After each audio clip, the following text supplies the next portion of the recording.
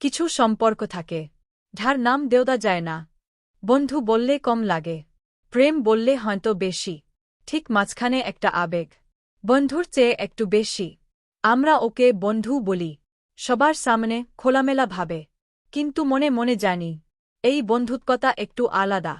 ওর নাম ফোনে লেখা বেস্টি, কিন্তু মনের ক্যানভাসে ও অনেক বেশি।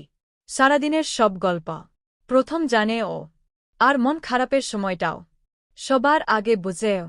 ঝগড়া হয় খুব, মনে মনে বলি আর না, কিন্তু পরের দিন সকালে নোটস চাইতে গিয়ে কথাটা আবার শুরু হয়।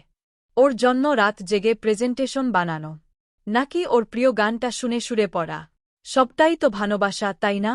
পুজোর কদিন একসাথে ঘোরা, প্যান্ডেলের ভিড়ে হাত ধরে টেনে নেওয়া, সবার সামনে শুধু বন্ধু, কিন্তু চোখের ভাষায় জানা হয়ে যায় অনেক কিছু, বলা হয় না কিছুই, তবু বুঝে ফেলে ও।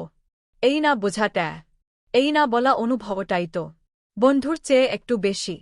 তারপর একদিন সময় এসে বলে, এইটুকু পথই ছিল তোমাদের জীবন। নতুন গল্পে ঢুকে পড়ে, নতুন শহর, নতুন মানুষ, নতুন ব্যস্ততা।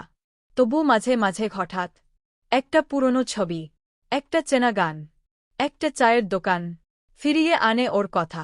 আজও ফোনের খস্তায় লেখা কয়েকটা মেসেজ, কেমন আছিস, ভালো থাকিস, কিন্তু পাঠানো হয় না, কারণ এখন আর নাম দেওয়া যায় না ওই সম্পর্কটার। কেউ জানে না আমরা শুধু বন্ধু ছিলাম না, আমরা ছিলাম বন্ধুর চেয়ে একটু বেশি। সব সম্পর্কের নাম হয় না, তবুও সেই মানুষটা থেকে যায় মনের এক কোণায়, স্মৃতির এক পাতায়, যাকে বলা যায় না ভালোবাসা, তবু ভোলা যায় না কোনো দিন। তুমিও কি এমন কাউকে জানো, যার সঙ্গে ছিলে বন্ধুর চেয়ে একটু বেশি? তোমার এমন কেউ আছে? লিখে জানাও কমেন্টে।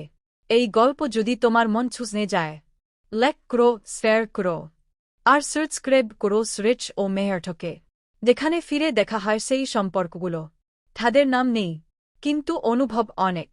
বন্ধুর চেয়ে একটু বেশি, একটা না বলা গল্প।